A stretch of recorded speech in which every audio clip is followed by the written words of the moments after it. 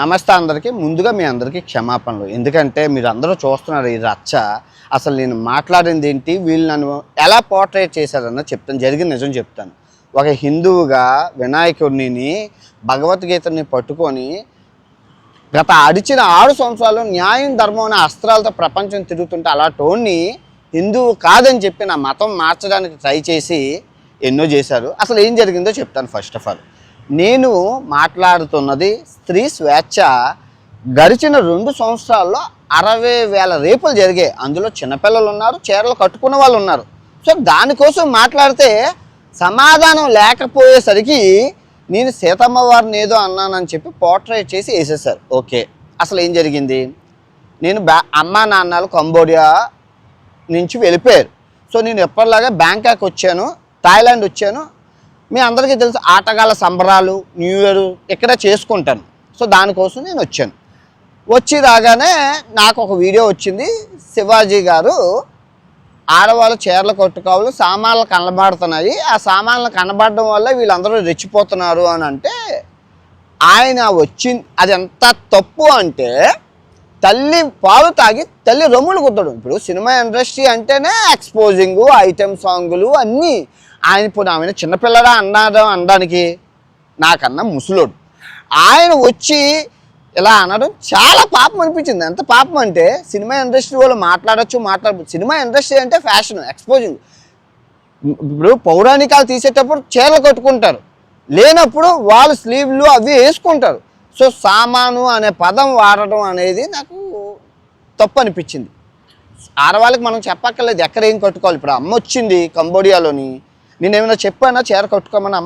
అమ్మ కొట్టుకుంది కదా, మనం ఏం చెప్పక్కర్లేదు. ఆడవాళ్ళకి మనం ఏమైనా చెప్పడానికి వాళ్ళ ఇప్పుడు ఎన్నో తరాల నుంచి వాళ్ళ మీద ఎన్నో అగాత్యాలు చేసుకుంటూ వస్తూనే ఉన్నావా? ఇప్పుడు ఈ 60,000 రేపులు ఎందుకు చేశారా అంటే సమాధానం లేకపోగా నేను వదిలే ప్రసక్తే లేదు. ప్రతిసారి జరిగిన రేపల్లా నేను ఒక బాధ్యత ఒక భారతీయుడుగా నేను రేపుల మీద స్పందిస్తాను. తప్పు అలా చేయకూడదు ఆడవాళ్ళని. కానీ నేనే ఒక రేపిస్ట్గాను, నేనే ఒక ఇదిలాగా ఎలా తప్పు ఏ కర్ర నగ్గుంటే ఆ కర్ర కాలుతుంది. నేను న్యాయం ధర్మం పట్టుకొని ఉంటాను. దేశాన్ని మార్చడం ఇప్పుడు ప్రపంచం అంతా తిరిగేసాను, నాకు ఇంకేం పని లేదు. దేశాన్ని ఉద్ధరించడమే పని. అవన్నీ కాదు, నేను వదలలేను. ఆ తర్వాత ఈయన అన్నాడు, ఈయన సినిమా ప్రమోషన్ కోసం చేసిన రాజకీయం అందరికీ తెలుసు. శివాజీ గారు ఎందుకు చేశారని ఆ సినిమా ఆయనకి తెలీదా ఇదంతా అవుతుందని? అందులోనూ బిగ్ బాస్లోకి వెళ్ళి వచ్చాడు. అది తెలీదా రాజకీయం అవుతుంది? అందులో రాజకీయాలు ఉండి వచ్చాడు.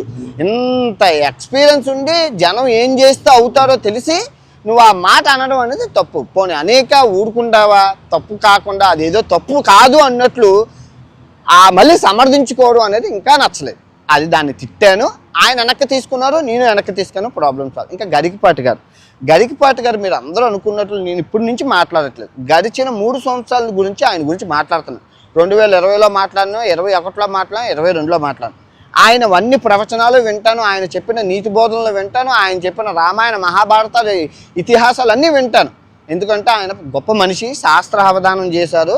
ఆ తర్వాత చాలా గొప్ప ఆయన అవధానం మొత్తం తోపు మన తెలుగు దానికి సంస్కృతి సాంప్రదాయాలకి. అటువంటి ఆయన స్త్రీ విషయంలో, స్త్రీ యొక్క స్వేచ్ఛ విషయంలో టీషర్ట్లు వేసుకోకూడదంటే మరి మగవాడు వేసుకుంటున్నారు కదా అని ఎవడో క్వశ్చన్ చేయటారు. ఇప్పుడు ఆడవాళ్ళకి నువ్వు పెట్టే రూల్స్ మగవాళ్ళకి ఎందుకు పెట్టలేవు? మగవాడు టీషర్ట్ వేసుకుంటున్నారు, నేను చెడ్డీ వేసుకున్నాను. ఆడవాళ్ళు చీర కట్టుకోవాలని నువ్వు ఎలా చెప్తావు? గుడికి వెళ్ళేటప్పుడు కట్టుకుంటాం, కానీ బయటకు వచ్చేటప్పుడు కూడా నువ్వు చీరతోనే రావాలి, లేదంటే రేపులు జరుగుతాయని ఎలా చెప్తావు? ఇప్పుడు చీర కట్టుకున్న 60,000 రేపులు, చీర కట్టుకున్న వాళ్ళు పోనీ చున్నీ వేసుకున్న వాళ్ళు స్కూల్కి వెళ్ళిన వాళ్ళని చేశారు కదా. మీరు వాళ్ళ మీద ఎప్పుడైనా మాట్లాడారా? ఒక్క రేపు మీదైనా మాట్లాడారా? ఈ సంస్కృతి సాంప్రదాయం మీ కాపాడడం మీ హక్కు, కానీ సమాజంలో ఏం జరుగుతుందో వాటి మీద ఆపారా? మన ఇంట్లో ఆడపిల్ల మీద జరిగితేనే మీరు రెస్పాండ్ అవుతారా? నేనేం తప్పు చేయలేదు. నేను గడిచిన 6 సంవత్సరాల్లో రేపుల మీద ఎన్ని వీడియోలు చేశాను అన్నది మీరు చూడండి, ఉన్నాయి. ఏవి డిలీట్ చేయలేదు, అలాగే ఉన్నాయి. తప్పు కదా అది. రోజు రోజుకి జనాభా పెరుగుతుంది. ఆడపిల్లలు అందరూ దేశాన్ని వదిలి విదేశాలు వెళ్ళిపోతున్నారు. పురిట్లో ఆడపిల్లలను చంపేశాం. ఇప్పుడు 10 మంది అబ్బాయిలకు 6 అబ్బాయిలు ఉన్నారు. దాని మీద ఎవడో క్వశ్చన్ చేయట్లేదు. ఇలా చేసుకుంటూ పోతే స్త్రీని మీరు అణచాలని చూస్తున్నప్పుడల్లా స్త్రీలు ఇక్కడి నుంచి వెళ్ళిపోతారు. ఆ తర్వాత బాధపడేది మీరే. మగవాళ్ళకి ఆడపిల్లలు లేరు అని నెత్తి నీరు కొట్టుకుంటారు. మళ్ళీ చెప్తున్నాను, మన స్త్రీని స్వేచ్ఛగా వాళ్ళు బతికినట్లు మగవాడు బతుకుతున్నాడు కదండి స్వేచ్ఛగానా? మగవాడు బతకట్లేదా స్వేచ్ఛగానా? వాడికి నచ్చినట్లు వాడు బతుకుతున్నప్పుడు ఆడదాయి నచ్చినట్లు వాళ్ళు ఎందుకు బతకకూడదు? చెప్పండి, మీ సమాధానం చెప్పండి. సమాధానం చెప్పకపోగా ఆడవాళ్ళు అలాగే ఉండాలి, ఆడవాళ్ళు ఇలాగే ఉండాలి. అదే విదేశాలు అన్నీ ఆడదానికి స్వేచ్ఛ ఇవ్వడం వల్ల విదేశాలు అభివృద్ధి సాధించాయి. ఈ థాయిలాండ్ గవర్నమెంట్ చూడండి ఎంత ఎక్కడికి వెళ్ళింది. మన కళ్ళ ముందే ఎదిగి బిల్డింగులు కట్టుకొని జీడిపిలోని కానీ పర్ క్యాపిటల్ ఇన్కంలో కానీ ఏటో వెళ్ళిపోయింది. ఇంకా మనం అక్కడ ఆ చీరతోనే ఉంటే ఎలా అవుతుంది? ఇరాను, ఇరాకు, ఆఫ్ఘనిస్తాను ఈ సంస్కృతి సాంప్రదాయం అని చెప్పి గుడకే వేసుకోవాలని చెప్పి ఒకడు, ఆ 9 సంవత్సరాల అమ్మాయిని పెళ్లి చేసుకోవాలని ఒకడు. ఇక్కడ సంస్కృతి సాంప్రదాయాలు వాళ్ళకి అలా ఉంటే మనకు ఉంటాయి. వాళ్ళు కాపాడాల్సిన బాధ్యత ఇన్ఫ్లుయెన్సర్గా మనది, పెద్దలది. అంతేగాని స్త్రీ స్వేచ్ఛను హరించడానికి మనం ఎవరమే? పర్టికులర్గా ఇన్స్టెంట్గా వచ్చి స్త్రీ స్వేచ్ఛ అది తప్పండి. అది హరించడానికి మనకు అర్హతలు లేవు. చాలామందిని పురిట్లో చంపేసిన పాపాత్ములు, ఆ పాపం భారతదేశానికి ఇంకా తగులుతూనే ఉంది. చిన్న చిన్న పిల్లల్ని కడుపులోనే పిండాల రూపంలో లేపేసిన పాపం అది నిజంగానే. ఇప్పుడు ఆడపిల్లలు లేక చాలా ఇబ్బందులు పడుతున్నారు. జంతువులను కూడా ఆవుల్ని రేపులు చేసిన గర్భిణీ ఆవుని రేపు చేశారు 8 మంది. కుక్కల్ని రేపులు చేస్తున్నారు. మేకల్ని కడుపుతో ఉన్న మేకల్ని రేపులు చేస్తున్నారు. ఈ రేపుల మీద ఎవరైనా మాట్లాడనరా అంటే తిరిగి నన్ను నేనేమన్నానని. అక్కడ నేను చెప్పే విధానం ఏంటంటే, సీతాదేవి ద్రౌపదీదేవి చీరలు కొట్టుకొనే ఉన్న మగవాడు ఒక్కడ బుద్ధితో చూడడం వల్ల వాళ్ళని అపహరించి వాళ్ళు చచ్చిపోయారు. కానీ 60,000 రేపులు చేసిన వాళ్ళు ఇంకా బతికి ఉండి బిర్యానీ తిండి సినిమా చూస్తున్నారే అని అన్నాను. సో దాన్ని మీరు అర్థం చేసుకోపోగా నన్ను యాంటీ హిందూ అని ఒకడు, అమెరికా వెళ్ళిపోయినాను ఒకడు, దుబాయ్లో ఉంటానని ఒకడు, హిందూ పాస్పోర్ట్ జపాన్ అని ఒకడు, రేపులు చేశానని ఒకడు, ఉచ్చతరం పోయి పియ్య తరం పోయి మళ్ళీ చెప్తున్నాను, మీ ఉల్లిపాయల కోసం మీ టమాటాల కోసం మీరు చేసి ఉండొచ్చు, తప్పు లేదు. కానీ భగవద్గీత మీద వినాయకుడి మీద ప్రమాణకం చేసి చెప్తున్నాను. 2026 హాస్పిటల్ బెడ్ మీద ఉండి దరిద్రాన్ని అనుభవించినప్పుడు నేను గుర్తొస్తాను. నేనేం అనుభవించను, ఎందుకంటే ధర్మం న్యాయం అనే 2 అస్త్రాలతో బతుకుతున్నాను. నేను ఏ రోజు మనిషిని మోసం చేయలేదు, ఏ ప్రమోషన్ చేయలేదు, నిజాయితీగా బతికాను. నాకు వచ్చిన డబ్బుల్ని కూడా ఒక 80 లక్షల రూపాయలు దాన ధర్మాలు చేశాను. బెట్టింగ్ యాప్లో చనిపోయిన కుటుంబాలకి 30 లక్షలు ఇచ్చాను. నేను ఏ తప్పు చేయలేదు. మళ్ళీ చెప్తున్నాను, ఏ చెట్టున అగ్గుంటే ఆ చెట్టు కాలుతుంది. నేను నిజాయితీగా బతుకు ట్యాక్స్ కడుతున్న వాడిని భారతీయుడిగా సిటిజన్షిప్ మార్చుకోవాలంటే చిటికలో మార్చుకోవచ్చు.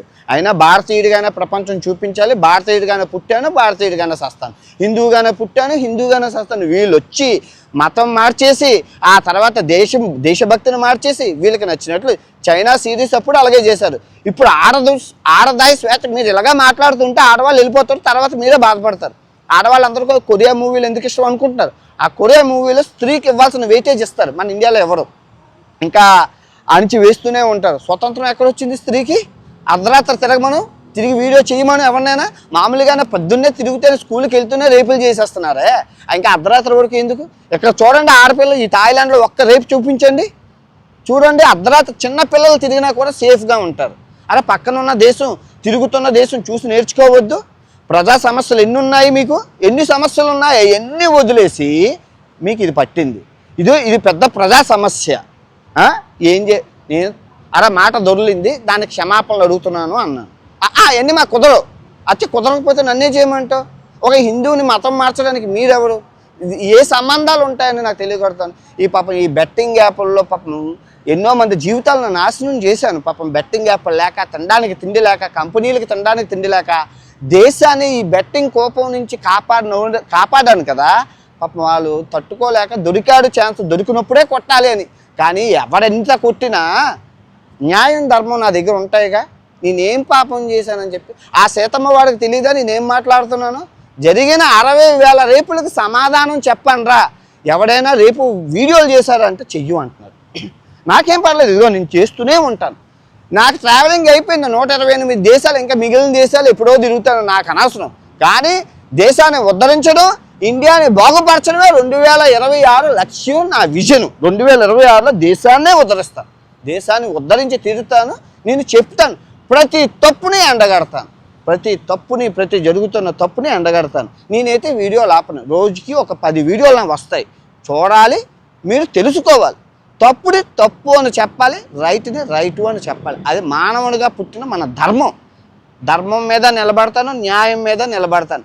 కంట మీద కత్తి పెట్టిన అధర్మంగా నేను చెయ్యను. సబ్స్క్రైబర్లని ఫాలోవర్ని దేవుడిగా పూజించే నేను ఒక దేవతని నేను ఎలా రా అంటాను? ఇంకిత జ్ఞానం కొంచెమైనా ఉండాలిగా. ఒక మనిషి ఒకటి అన్నాడంటే ఎందుకన్నాడు, ఏమన్నాడు అని తెలుసుకో. ముందు వెనకాతలు ఏం తెలుసుకోకుండా నోటికి ఏది వచ్చినట్లు అది వాగేయడమే. ఓకే, ముందుంది కదా ముసలి పండుగ 2026 నాది. ఏది 2026 నాది. ఇంకా 2 రోజులు ఉంది కొత్త సంవత్సరం. ఈ కొత్త సంవత్సరంలోనే దేవుడే సమాధానం చెప్తాడు. కానీ ఎవడైతే సీతమ్మని అని చెప్పి ఉల్లిపాయలకి టమాటాలకి చేశారో 2026 మార్క్ మై వర్డ్స్, రక్తం కొక్కుకొని దరిద్రంతో హాస్పిటల్లో ఉండి నన్ను గుర్తుకు తెచ్చుకుంటా. ఆల్రెడీ ఈ బెట్టింగ్ యాప్ వాళ్ళందరూ అనుభవిస్తున్నారు, కుక్క చావు చేస్తున్నారు, ఇంకా అనుభవిస్తారు, ఇంకా ఇంకా ఇంకింకా ఉంటుంది. ఎప్పుడు కర్మ ఎవరిని వదలదు. నేనేం ఫాలో అవ్వమని ఎప్పుడైనా సబ్స్క్రైబర్ అవ్వమని ఎప్పుడైనా అడిగానా? ఈసీ ఇంత సాధించా, ఇంకేం కావాలి? 8 కోట్ల బ్యాంక్ బ్యాలెన్సులు, ఇంత ఫాలో ఏం చేసుకుంటాం? హ్యాపీగా రామకృష్ణ అనుకొని. అందుకేనైనా ఇంత సాధించాననే కదా మహాభారతం మొన్న చెప్పాను. ఎవడో చూడలేదు, చూడకపోతే నాకేమి, ఆయన నేను ఆపలేదు కానీ నేను చెప్పుకుంటూ పోయాను కదా.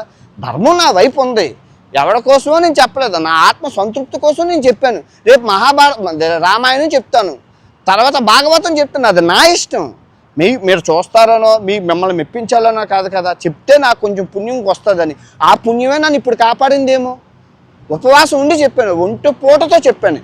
ఒంటి పూట ఉపవాసం ఉండి నేను మహాభారతం అంతా సింగిల్ టేక్లో చెప్పాను. ఒక మాట దొరలకుండా, అక్షరం తప్పు లేకుండా సింగిల్ టేక్లో మహాభారతం చెప్పాను. ప్రతిరోజు ఏ రోజు ఆపలేదు. ప్రాణం పోయినా ఆపకూడదని నిర్ణయించుకున్నాను, దానికి కట్టుబడే ఉన్నాను. ఇప్పుడు మహాభారతం రామాయణం చెప్తాను, తర్వాత భాగవతం చెప్తాను, అది నా ఇష్టం అయ్యా. మతాన్ని మార్చడానికి మీరెవరు? ఫస్ట్ ఆఫ్ ఆల్ ఇండియాలో మతోన్మాదం ఎలా ఇప్పుడు అర్థం, ఇండియా సిద్ధాంతం అర్థమైతేనే కదా ఇండియా కోసం మాట్లాడతాం. ఇంకా ఉంది, ఇంకా మాట్లాడే ప్రసక్తి, అమ్మో వదిలే ప్రసక్తే లేదు. వదిలేస్తే అవి అనుకోవడం, నేను వదలనుగా.